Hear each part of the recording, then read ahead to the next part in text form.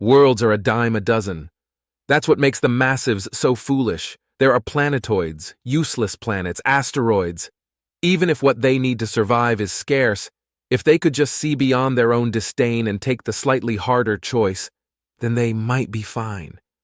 Maybe they would lose some popple, but nowhere near what they're going to with their decisions now. So why do this? Maxwell asked. He was sitting at the table in the flagship's private meeting room, and around him, other chairs were filled with the images of leaders from the other species of the newly christened Grand Confederation. Because they desire the easy worlds, the easy matter, it is obvious, is it not? War ape? The Zalian queen replied, her mandibles chittering when she spoke. Because they don't value the species on those worlds. Pushing them aside means nothing to them, the Goslian High Lord said from aboard his own flagship. It was a sobering thought. Exactly, you're both right. They want the worlds and don't care what was on there. Many of my world's worst aspects of history were born of desire and indifference. Hatred, that often came later, but first, they just didn't value the lives of those who were already there. Hate was often used to justify it later. Many of my people still despise the Pankin, to the point where they want the entire race wiped out.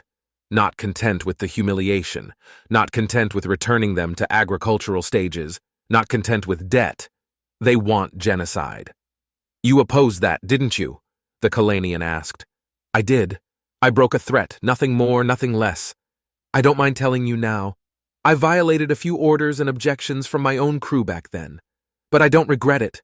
Worlds are cheap, but species that will never appear again, that is another thing entirely. Who cares about worlds? The universe produces them in such quantities and numbers that even the act of destroying one ensures that new ones will be formed from the rubble. Even if we scattered their molecules all over the cosmos, gravity would draw the pieces together around stars, and again there would one day be worlds. But a species? A species never occurs twice. We've seen millions of worlds in our telescopes and satellites, but a look at the fossil record of any world shows countless forms of life that will never be again, not if we search the whole of the universe. Why bring this up, War Ape? The Zalia Queen asked. Because I have asked the xenobiologists of every single member of the Confederation, searching for something else. I sought some proof, any proof that we could make a trustworthy long-term peace with the massives. I spared the Pankin. We spared the Pankin. But we knew they could learn to get along with others. They'd done so before and could again. I can find nothing to support this about the massives. I can find no instance of them being willing to live away from their own kind or share space with anyone else. Studies of their biology show them to be excessively territorial to the point where any attempt at sharing space with them has resulted in extermination. I pored over histories of the early Confederation and found that they were known to have wiped out other species of intelligent life before. Their xenophobia seems only to be limited by their ability to exterminate other life. Can somebody, anybody, tell me otherwise? There was silence around the table. Anything? Any instance where they have shown mercy or lived cooperatively with others, or at least benignly ignored their neighbors if the neighbors had something they wanted? Is there any option at all to live with them? Maxwell asked the question, and there was clear silence and nothing more in response. How have they lasted this long? He asked, almost unable to believe it. They are strong, the Zalia Queen acknowledged. Their ships are hard to pierce and their bodies hard to kill. Even my own warriors must drown them in our ichor sometimes to kill them. You are new, War Ape, but they have fought many wars and won each time. The only reason they stop, we have said often, is because they had enough. They are a swarm of stone. Now they have not enough, the swarm of stone moves again. We fight, but we are losing. 2 of our worlds have fallen, and you have not engaged. How much longer? Days. Their fleet approaches the cloud we are now hiding in. A small number of Goslian ships have rallied around a station protecting a small colony. When the massives approach, I will unleash our newest weapons. Which brings me to one final question. Is there anyone in this region that opposes returning the massives to the Stone Age? Maxwell looked around. The Confederation species at the table were numerous, and yet There was no one speaking. Then I am now more terrible than Shiva, and the finger of judgment is pointed at the massives. The link died, and Admiral Maxwell sat and waited. He waited at the table, then he waited in his office, then he waited in his quarters. He waited until he slept, and a bright, fresh-faced youth came to his quarters to alert him. "Sir, the Armada is closing. They will be in range within the next 4 hours. The Goslians are scrambling at the outpost." Admiral Maxwell got up. He brushed his teeth. He washed himself. He put on his cleanest uniform and walked to the bridge of the Perry. When he got there, his weapons experts were waiting with big grins on their faces. 2 hours remained. "The others are in place?" "Right down to the music, Admiral." The youngest of the lot said to him, "But what if I could ask, sir, is Ride of the Valkyries? Trust me, you'll love it." The Admiral replied to the young woman asked. She brushed back her short blonde hair and shrugged. "If you say so, sir." She had a pearly white smile that caught the light just right and let him briefly forget just why she was happy. War apes, he thought. Accurate name. Many light years away, the hit-and-run campaigns of the Zalia and the neighbor planets were slowly pushing back the massives. Not far behind him, other Terran fleets were on the move to go assist those states, and still others were en route and linking arms to provide further assistance to the Zalia. On the Massive's flagship. One little starbase and a handful of fighters, then another Goslian system, the first officer said, almost bored. Only 20 small ships. For now, keep watch. There are a lot of places to hide out this way. If they're going to pick a fight, it will be here. The Admiral commanded, and his ships began to close in for the kill. It was beautiful, watching the great gifts of the Life Maker rolling forward through the endless darkness. The many sublight rockets now providing direction would emerge, provide direction or speed, and retract again. Everything was rotational, making it impossible for these types of crafts to be caught off guard. They were the screening force, and well-suited to resisting Goslian ship-to-ship weapons. Their tendency to put weapons on the wings and beneath the ships made them a little bit predictable. True to his expectations, out of the great gray-blue gas cloud soared a number of Goslian and Kalanian ships. The Kalanians were sleek, smooth, and made of a green alloy not readily familiar to the Admiral, but their weapons were packed to the tops of the ships. Missiles, rods, plasma shots, lasers, they filled the void of space as the two sides fired back and forth. As I predicted, an ambush! The Admirals eyed with smug confidence as the hundreds of ships began the long route that put them in between the planet and the massives. Keep it up, the Admiral said, as the withering fire battered and shook their ships. The rotating exterior of their giant-to-small asteroid-molded ships made an effective shield in addition to the field forces that blunted most energy-driven damage, thus always presenting a fresh front to their more vulnerable enemies. For several hours the Confederation front stretched out, and the massives moved ship for ship and cannon for cannon. More ships than I thought there would be, but fine. The comms light began to blink, an open channel. They can't want to surrender already. He mumbled and nodded to his first officer. What he heard next was the most awful noise to strike him in all his days. On board, the Perry. Do you think they're enjoying Ride of the Valkyries? Admiral Maxwell asked as the Terran flagship emerged from the cloud in all its glory. I don't know, sir, but I like it. May I do the honors? The young blonde officer asked, and he inclined his head toward her. Please be my guest. She pushed the button, and the ports opened, and the drones shot out. Electron spin-guided drones allowed warfighting from far beyond the speed of light's ability to transmit data, and so the development of advanced drone technology meant that an entirely new form of warfighting was possible. Gamers became gods of war. Tens of thousands of drones shot out like rockets while squads of players at home on Earth paid for the privilege while others hired as leaders drilled everybody constantly against simulated massive technology. Using realistic physics and endless lives, for 18 hours per day, gamers gamed and guided drones piloting against known massive tactics. Their little drones were cheap, but packed a punch, and these swarms targeted the weapons, cannons, and thrusters of the massive ships whenever they emerged.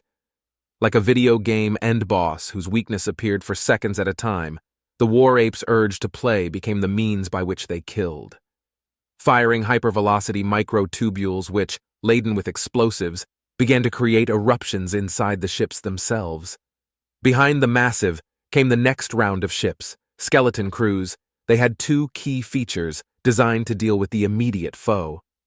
The ships were long and cigar-shaped, except for the base which was rounded and held an abundance of propulsion power. The next was a slew of cables, as the Goslians and Kalenians pounded the forward shields, thus weakening the rest until the drones made them irrelevant. These ships fired their cables with carbon fiber drills at the tips that began to dig into the rock. With no real damage, at first except for the transmissions of other massive ships, their presence would have been little noted, until the propulsion began to kick in and their cables snapped taut.